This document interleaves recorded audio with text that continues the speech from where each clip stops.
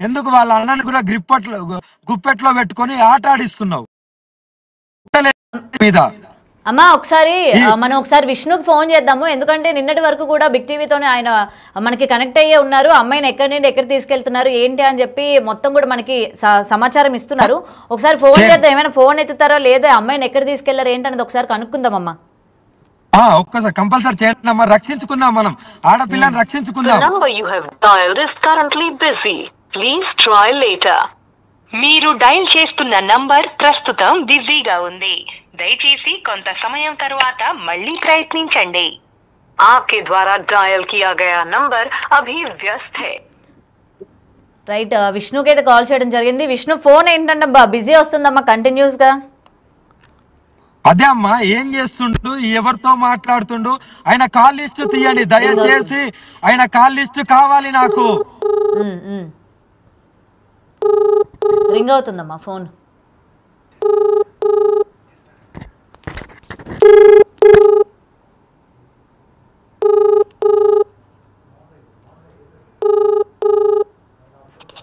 Hello Vishnu గారు, ఎక్కడున్నారండి? ఉంటానండి, నా పనులు నాకున్నాయి.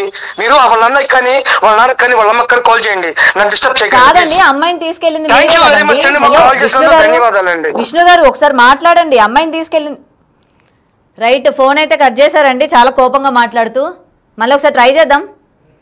ఎందుకు అంత కోపడాల్సిన అవసరం ఏముంది ఒక అమ్మాయిని తీసుకెళ్తున్నప్పుడు?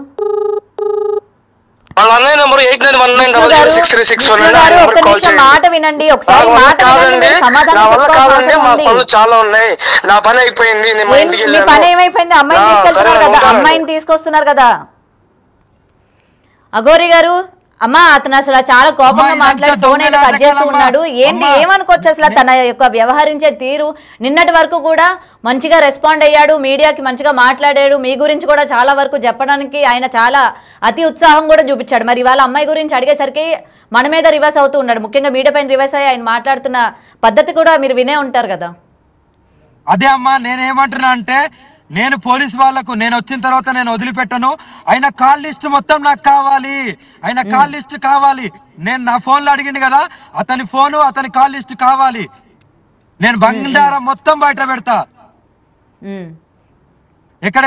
మాట్లాడిన పద్ధతి కనుక చూసుకున్నట్లయితే ఇంకా కొంచెం భయం గురి చేసే విధంగానే ఉంది. మరి వాళ్ళ తల్లిదండ్రులకు కావచ్చు, చూస్తున్న ఆడియన్స్ కావచ్చు, మరి అమ్మాయిని ఏం చేశాడు ఏంటి నిన్నటి వరకు? నేను దయచేసి చెప్తున్నాను, ఆడపిల్లని కాపాడుకుందాం.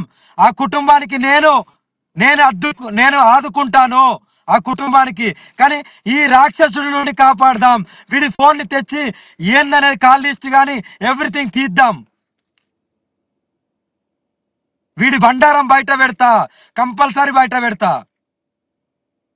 రైట్, అయితే ఇంకొకసారి మనం ప్రయత్నిద్దాము, ఏమైనా మాట్లాడతాడేమో ఒక్కసారి చేద్దాం. చేయండి.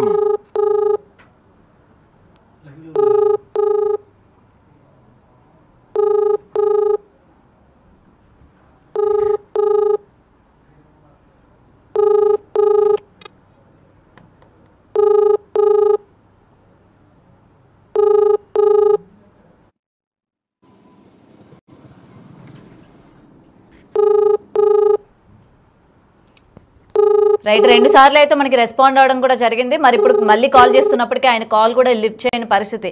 అయితే ఈయన కాల్ లిఫ్ట్ చేయకపోయేసరికి అందరికీ చాలా అనుమానాలు వ్యక్తపరుస్తున్నాయి. నిజంగా వర్షిని ఏమైనా చేశాడా, ఎక్కడికైనా తీసుకెళ్లాడా అని చెప్పి చేయండి. వాళ్ళ సొంత అన్నయ్యకి ఒకసారి చేయండి అమ్మా. అంటే తెలియాలి ఎక్కడున్నారని. ఆడపిల్లని కాపాడుకుందాం.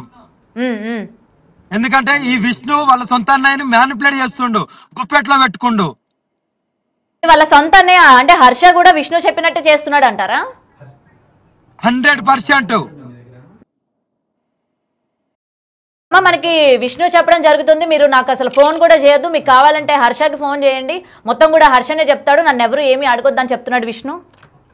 ఒకసారి చేయండి అమ్మా, ఒకసారి చేయండి, నిజాలు బయటికి రావాలి. హర్షకు కూడా ఒకసారి ఫోన్ చేద్దాం, అయితే ఒకసారి లైవ్ లో కాల్ చేద్దాం. అసలు విష్ణు హర్ష ఒక దగ్గరే ఉన్నారా, లేకపోతే హర్ష ఏమైనా వర్షిని తీసుకొని వెళ్ళాడా, ఒకసారి మాట్లాడదాం. అమ్మా ఆ ఆడపిల్లతో మాట్లాడించాడని అడగండి. అదే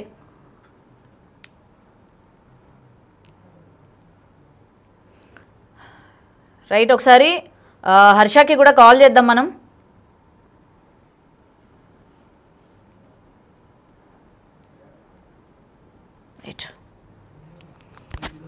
మరైతే విష్ణు సోషల్ మీడియా లేదా తెలియని గ్రూప్స్ నుండి పెట్టుబడి చిట్కాలు తీసుకోకండి. అవి సైబర్ నేరగాళ్లు మీ సేవింగ్స్ ఖాళీ రైట్.